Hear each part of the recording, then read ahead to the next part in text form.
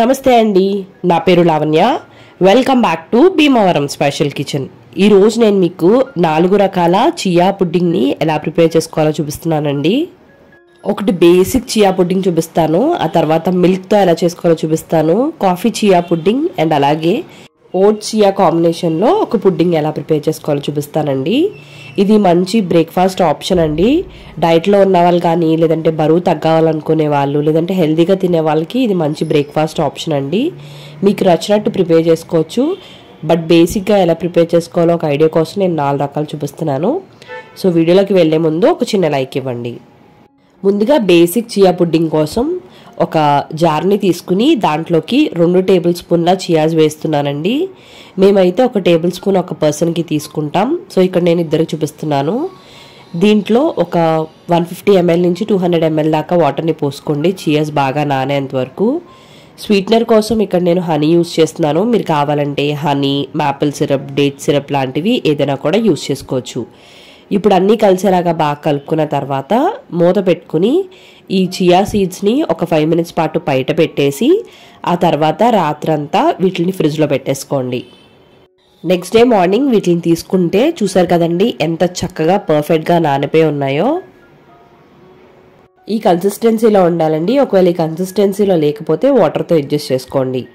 ఇప్పుడు chia pudding చేసుకోవడం కోసం ఒక బౌల్లోకి హాఫ్ వరకు ఈ చియాస్ వేసుకుని ఆ తర్వాత పైన మనకు నచ్చిన ఫ్రూట్స్ ఏవైనా కూడా వేసుకోవచ్చు. ఇక్కడ నేను హాఫ్ మ్యాంగో అండ్ ఒక ఫుల్ బనానాని వేసుకున్నానండి. ఇవి అవేమీ కాదు, మీకు నచ్చిన ఫ్రూట్స్ ఏవైనా కూడా వేసుకోవచ్చు. ఆ తర్వాత దీంట్లోకి నేను డ్రై ఫ్రూట్స్ నానబెట్టుకుని వేసుకుంటున్నానండి, బాదం, పిస్తా అండ్ వాల్నట్స్. అలానే దీంట్లోకి నేను కొన్ని flax seeds, pumpkin seeds, sunflower seeds లాంటివి కూడా యాడ్ చేసుకుంటున్నాను. ఇవన్నీ కూడా ప్రోటీన్కి కావాలి కదండి, ప్రోటీన్ కంపల్సరీ కదా మనకి బ్రేక్ఫాస్ట్లో. ఈ రెసిపీ అయితే దీంట్లోకి అసలు మనకి గ్యాస్తో కూడా పని లేదు. హాస్టల్లో ఉన్న వాళ్ళు కూడా హ్యాపీగా ఈ బేసిక్ చియా పుడ్డింగ్ని ప్రిపేర్ చేసుకోవచ్చు అనమాట.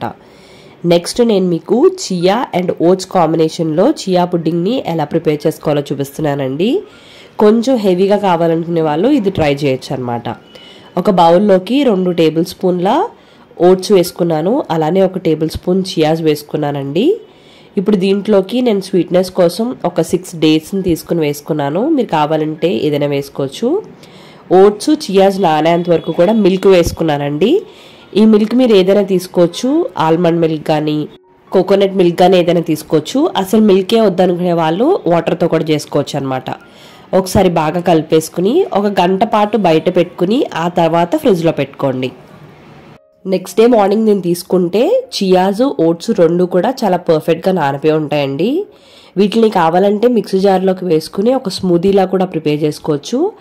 లేదు మేము ఇలా తింటామనుకుంటే ఒకసారి బాగా కలుపుకుని దీన్ని నేను చియా పుడ్డింగ్ తినే ఒక బౌల్లోకి ట్రాన్స్ఫర్ చేసుకున్నాను.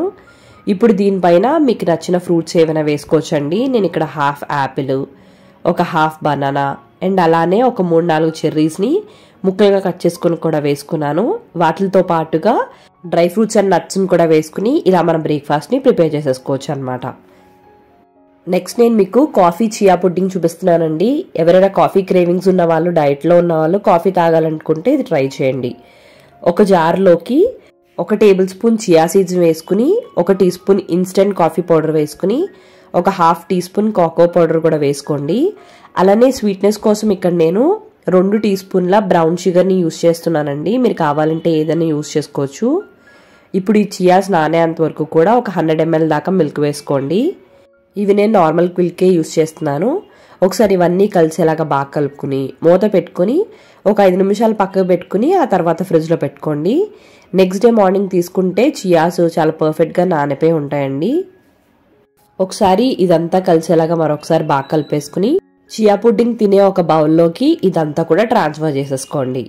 ఇప్పుడు దీనిపైనకి మనకు నచ్చిన ఫ్రూట్స్ని వేసేసుకోవచ్చు. నేనైతే డ్రాగన్ వేసుకుని అలానే ఇంకా టేస్ట్ ఎన్హాన్సింగ్ కోసం నేను కొన్ని చాకో చిప్స్ కూడా యూస్ చేస్తున్నానండి. అలానే డ్రై ఫ్రూట్స్ని కూడా వేసేసుకుని సర్వ్ చేసుకుంటే కాఫీ చియా పుడ్డింగ్ రెడీ అయిపోతుంది.